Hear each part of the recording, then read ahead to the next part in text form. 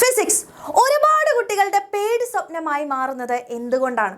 അപ്പോൾ +1 +2 കാലഘട്ടത്തിൽ നിങ്ങൾക്ക് ഏറ്റവും കൂടുതൽ പണി തന്നിട്ടുള്ള സബ്ജക്റ്റ് ഏതാണെന്ന് ചോദിച്ചാൽ ഉറപ്പായിട്ടും അത് ഫിസിക്സ് തന്നെയായിരിക്കും. അപ്പോൾ ഫിസിക്സിൻ്റെ പ്രത്യേകത എന്താണെന്ന് വെച്ച് കഴിഞ്ഞാൽ കൃത്യമായിട്ടുള്ള സ്റ്റഡി സ്ട്രാറ്റജിയോടുകൂടെ മുന്നോട്ട് പോയിട്ടില്ല എന്നുണ്ടെങ്കിൽ നിങ്ങൾക്ക് ഒരു കോമ്പറ്റേറ്റീവ് എക്സാമിനാണെങ്കിലും ബോർഡ് എക്സാമിനാണെങ്കിലും ഏറ്റവും കൂടുതൽ പണി തരാൻ വേണ്ടി പോകുന്ന ഒരു സബ്ജക്റ്റാണ് ഫിസിക്സ്.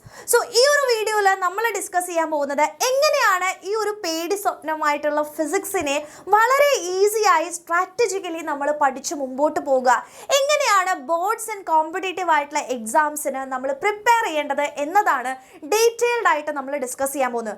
സോ നിങ്ങൾക്ക് തോന്നുന്ന ഈ ഒരു ഫിസിക്സ് പഠനകാലത്ത് നിങ്ങൾക്ക് തോന്നുന്ന പ്രോബ്ലംസ് നമ്മൾ എന്തൊക്കെയാണെന്ന് മനസ്സിലാക്കി അതിനോരോന്നിനുമുള്ള സൊല്യൂഷനാണ് ഈ ഒരു വീഡിയോയിൽ നമ്മൾ കണ്ടുപിടിക്കാൻ പോകുന്നത്. സോ ഈ ഒരു വീഡിയോ മാക്സിമം നിങ്ങൾ ഫ്രണ്ട്സിലേക്ക് ഷെയർ ചെയ്ത് കൊടുക്കുക. സോ നമുക്ക് വീഡിയോയിലേക്ക് കടക്കാം. ഫസ്റ്റത്തെ കാര്യം എന്ന് പറയുന്നത് നമ്മൾ മനസ്സിലാക്കേണ്ടത് എന്തൊക്കെ പ്രോബ്ലംസ് ആണ് നമ്മൾ ഫിസിക്സ് പഠിക്കുന്ന സമയത്ത് നിങ്ങൾക്ക് വരാൻ വേണ്ടി പോകുന്നത്. അപ്പോൾ ഞാൻ കുറച്ച് എണ്ണം ഇവിടെ എഴുതിയിട്ടുണ്ട്. ഇതിൽ പല പ്രശ്നങ്ങളും നിങ്ങൾക്കും തോന്നിയിട്ടുണ്ടാവും.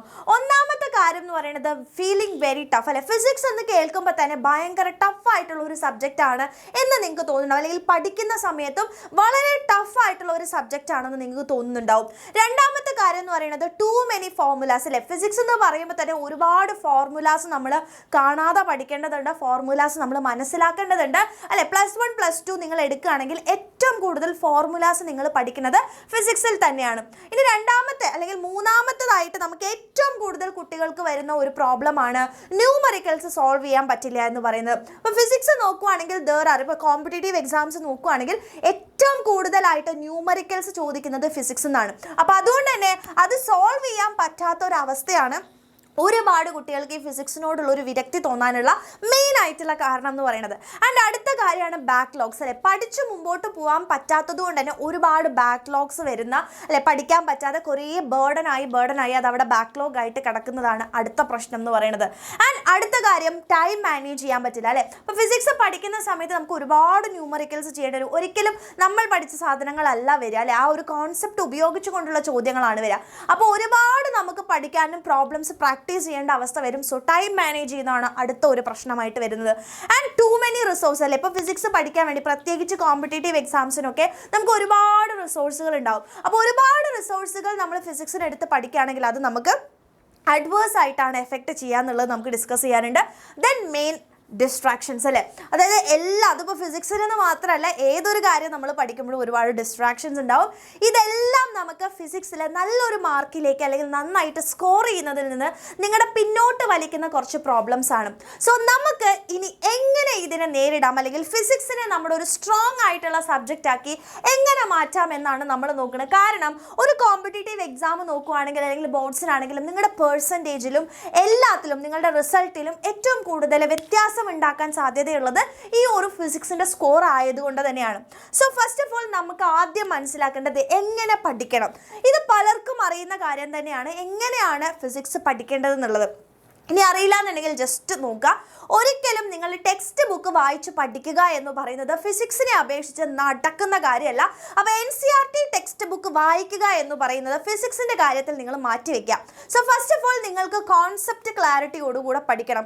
അതിന് നല്ല ഒരു ടീച്ചറിൻ്റെ ക്ലാസ് നിങ്ങൾ കാണുക എന്നുള്ളത് തന്നെയാണ് നോക്കേണ്ടത്. അതിപ്പോൾ സ്കൂളിൽ നിന്ന് നിങ്ങൾക്ക് പറ്റുന്നില്ല എന്നുണ്ടെങ്കിൽ പ്രോപ്പറായിട്ടുള്ള കോച്ചിങ് എടുക്കുക. ഇപ്പോൾ എക്സാം വിന്നറിലാണെങ്കിൽ അലക്സാറിൻ്റെ ഫിസിക്സ് ഒക്കെ അല്ലെ ഏറ്റവും അടിപൊളിയായിട്ടുള്ള കാര്യമാണെന്ന് നിങ്ങൾക്ക് ഓൾറെഡി അറിയുന്നതാണ്. സോ സ്ട്രോങ് ആയിട്ടുള്ള ഫാക്കൽറ്റീൻ്റെ ലെക്ചർ നിങ്ങൾ പഠിക്കുക. അത് നോക്കിയിട്ട് കോൺസെപ്റ്റ് ക്ലാരിറ്റിയോടുകൂടെ പഠിക്കാൻ വേണ്ടി നിങ്ങൾ ശ്രമിക്കുകയാണ് ആദ്യം ചെയ്യേണ്ടത്. സോ ഫസ്റ്റ് ഓഫ് ഓൾ ലെക്ചറാണ് ഏറ്റവും ഇമ്പോർട്ടൻ്റ് പറയുന്നത്. ആൻഡ് രണ്ടാമത്തെ കാര്യം എന്ന് പറയുന്നത് നോട്ട്സ് ആണ്. അത് ഓരോരുത്തരെയും ഡിപ്പെൻഡ് ചെയ്തിരിക്കും എന്നാണ് പറയാനുള്ളത്. ഇപ്പോൾ നമ്മുടെ ബാച്ചിലൊക്കെ ജോയിൻ ചെയ്യുകയാണെന്നുണ്ടെങ്കിൽ നിങ്ങൾക്ക് ഓൾറെഡി PDF നോട്ടുകളാണ് കിട്ടുക. അപ്പോൾ ആ PDF നോട്ട് വായിച്ച് പഠിക്കുകയാണെന്നുണ്ടെങ്കിലും അതിൻ്റെ പ്രോബ്ലംസ് ഇപ്പോൾ ഡെറിവേഷൻസ് ഒക്കെ നിങ്ങൾ പിന്നീട് ചെയ്ത് നോക്കിയാൽ മാത്രം മതി. നോട്ട്സ് എഴുതണം എന്നുള്ള കാര്യത്തിൽ ഒരിക്കലും ഞാൻ കമ്പൽസറി ആയിട്ട് ഞാൻ പറയുന്നില്ല. പക്ഷേ നിങ്ങൾക്ക് നോട്ട്സ് എഴുതി പഠിക്കുന്നതാണ് ഏറ്റവും ഈസി എന്നുണ്ടെങ്കിൽ നിങ്ങൾക്ക് അത് തന്നെ നോട്ട്സ് എഴുതുക, ലെക്ചർ നോട്ട്സ് എഴുതിയിട്ട് നിങ്ങൾ പഠിക്കാൻ വേണ്ടി ശ്രമിക്കുക. ആൻഡ് മൂന്നാമത്തെ കാര്യം എന്ന് പറയുന്നത് നിങ്ങൾ റിവിഷൻ. ഓക്കെ, ഫിസിക്സിനെ സംബന്ധിച്ചിടത്തോളം റിവിഷൻ എന്ന് പറയുന്നത് ഏറ്റവും ഇമ്പോർട്ടൻ്റ് ആയിട്ടുള്ള ഒരു കാര്യമാണ്. ഒരു ചാപ്റ്റർ നിങ്ങൾ പഠിച്ച് പിന്നെ ആ ഭാഗത്തേക്ക് തിരിഞ്ഞു നോക്കിയിട്ടില്ലെങ്കിൽ പ്രത്യേകിച്ച് ഫിസിക്സിനെ അപേക്ഷിച്ച് നിങ്ങളത് കംപ്ലീറ്റ്ലി മറന്നുപോകും. So revision is a must for physics എന്നുള്ള കാര്യം ഓർക്കുക കേട്ടോ. ഇനി അടുത്ത കാര്യം എന്ന് പറയുന്നത് ക്വസ്റ്റ്യൻസ് പ്രാക്ടീസ് ചെയ്യാണ് അല്ലേ. അപ്പോൾ ഫിസിക്സിൽ നിങ്ങൾ വളരെ കോൺസെപ്റ്റ് ക്ലാരിറ്റിയോടുകൂടെയൊക്കെ നിങ്ങൾ പഠിച്ചു, അടിപൊളിയായിട്ട് പഠിച്ച് മുമ്പോട്ടേക്കൊക്കെ പോയി. പക്ഷേ ക്വസ്റ്റ്യൻ വരുന്ന സമയത്ത് നിങ്ങൾക്ക് ചെയ്യാൻ പറ്റാത്ത അവസ്ഥയിലേക്ക് വരാനുള്ള മെയിൻ കാരണം എന്ന് പറയുന്നത് നിങ്ങൾ ക്വസ്റ്റ്യൻസ് പ്രാക്ടീസ് ചെയ്യാത്തതുകൊണ്ടാണ്. So maximum of questions practice ചെയ്യുക എന്ന് പറയുന്നത് ഇമ്പോർട്ടൻ്റ് ആണ്.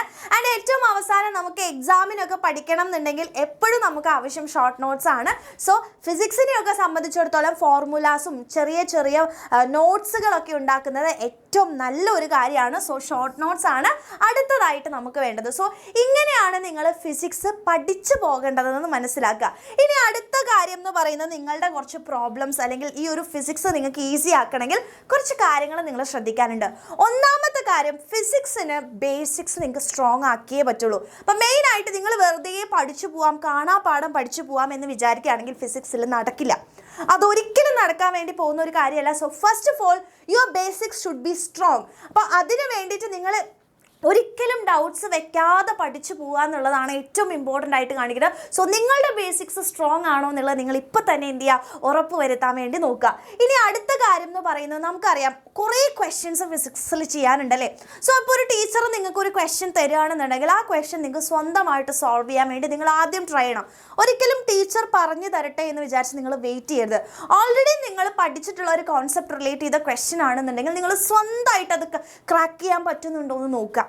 കിട്ടിയിട്ടില്ലെങ്കിൽ ടീച്ചർ എന്താണ് പറയുന്നത് നോക്കുക. But you have to try ചെയ്ത് നോക്കന്നെ വേണം. ആ ട്രൈ ചെയ്തിട്ട് നിങ്ങൾക്ക് ചിലപ്പോൾ കിട്ടും. നിങ്ങൾ സർപ്രൈസിംഗ്ലി നിങ്ങൾക്ക് ചിലപ്പോൾ ആ ക്വസ്റ്റ്യൻ ആൻസർ ചെയ്യാൻ വേണ്ടി പറ്റും. എൻ്റെ ജീവിതത്തിൽ നടന്നിട്ടുള്ള കാര്യം. ഞാനൊരു ക്വസ്റ്റ്യൻ കാണുമ്പോൾ അയ്യോ ഇതെനിക്ക് പറ്റില്ല എന്ന് വിചാരിച്ച് മാറ്റി വയ്ക്കും. പക്ഷെ അത് വായിച്ച് നോക്കുന്ന സമയത്ത് ചിലപ്പോൾ അത് സിമ്പിളായിട്ടുള്ള ഒരു പ്രോബ്ലം ആയിട്ട് വരാണ്ട്. അപ്പോൾ പ്രീ ജഡ്ജ് ചെയ്യാതിരിക്കുക, അത് ചെയ്ത് നോക്കുക. ഉറപ്പായിട്ട് നിങ്ങൾക്ക് കിട്ടാനുള്ള ചാൻസ് ഉണ്ട്.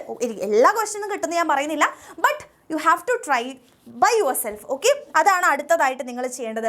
ആൻഡ് അടുത്ത കാര്യം എന്ന് പറയുന്നത് ഒരുപാട് കുട്ടികൾക്ക് തോന്നുന്ന ഒരു പ്രശ്നമാണല്ലേ, ക്വസ്റ്റ്യൻ കാണുന്ന സമയത്ത് കംപ്ലീറ്റ് ബ്ലാങ്ക് ആയി പോകും അല്ലേ. ആ ക്വസ്റ്റ്യൻ കാണുമ്പോൾ ഇത് ഏത് ചാപ്റ്ററാണ്, ഇത് എവിടെ നിന്നാണ് വന്നത്, ഏത് ഫോർമുല യൂസ് ചെയ്യണം, കംപ്ലീറ്റ്ലി ബ്ലാങ്ക് ആയി പോകും അല്ലേ. അപ്പോൾ നമുക്കറിയാം ഫിസിക്സിൽ ഒരുപാട് ടഫർ ക്വസ്റ്റ്യൻസ് ഉണ്ട്. അപ്പോൾ നിങ്ങൾക്ക് ഒരു ടീച്ചർ ക്ലാസ് എടുക്കുകയാണെന്നുണ്ടെങ്കിൽ ആദ്യം അവർ പോയിട്ട് ടഫർ ക്വസ്റ്റ്യൻ ആണോ ചെയ്യുക? അല്ല, ബേസിക്സ് പഠിപ്പിക്കും, അതിൻ്റെ ചെറിയ ചെറിയ ബേസിക് ക്വസ്റ്റ്യൻസ് ചെയ്യും അല്ലേ. പിന്നെയാണ് ടഫിലേക്ക് വരിക. ഇതേ സാധനമാണ് നിങ്ങളും യൂസ് ചെയ്യേണ്ടത്. Start with easy questions. ഏറ്റവും ഈസി ആയിട്ടുള്ള ക്വസ്റ്റ്യൻസ് വെച്ച് സ്റ്റാർട്ട് ചെയ്യാം.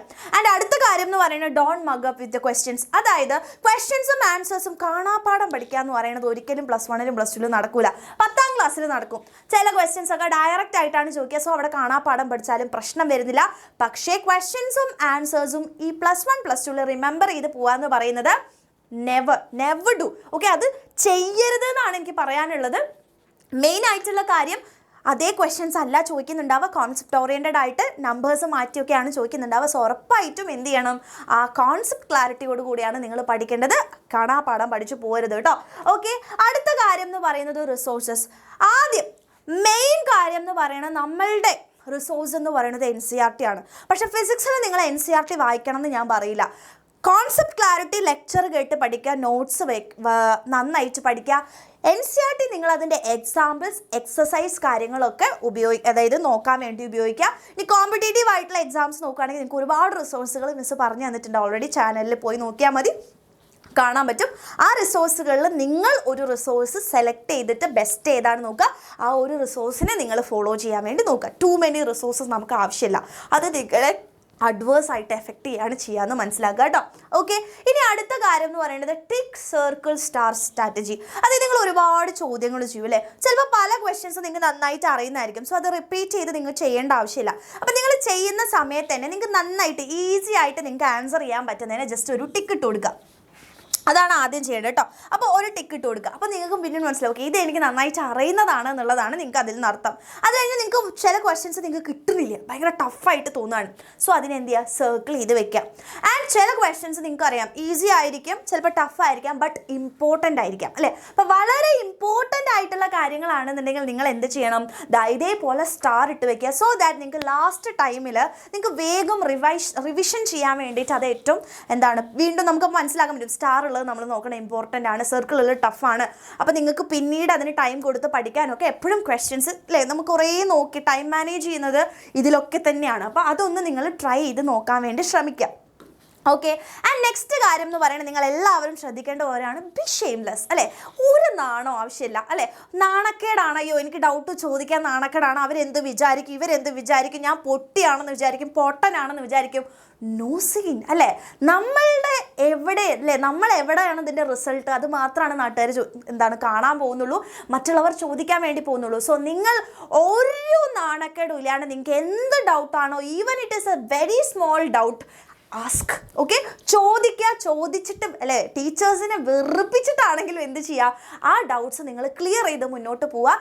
ഓൾവേസ് ആസ്ക് ഡൗട്ട്സ് ആൻഡ് ക്ലാരിറ്റിയോടുകൂടെ മുന്നോട്ട് പോവുക. ഈ ഒരു രീതിയിൽ നിങ്ങൾ ഫിസിക്സ് പഠിച്ചു പോവുകയാണെന്നുണ്ടെങ്കിൽ ഐ ക്യാൻ അല്ലേ അഷ്യൂർ യു മക്കളെ, നിങ്ങൾക്ക് ഏറ്റവും നല്ല ഒരു മാർക്കിലേക്ക് എത്താൻ വേണ്ടി പറ്റുമെന്നുള്ളത് മിസ്സ് എഴുതി തരാം. അപ്പോൾ ഇതൊന്ന് നിങ്ങൾ ട്രൈ ചെയ്ത് നോക്കുക.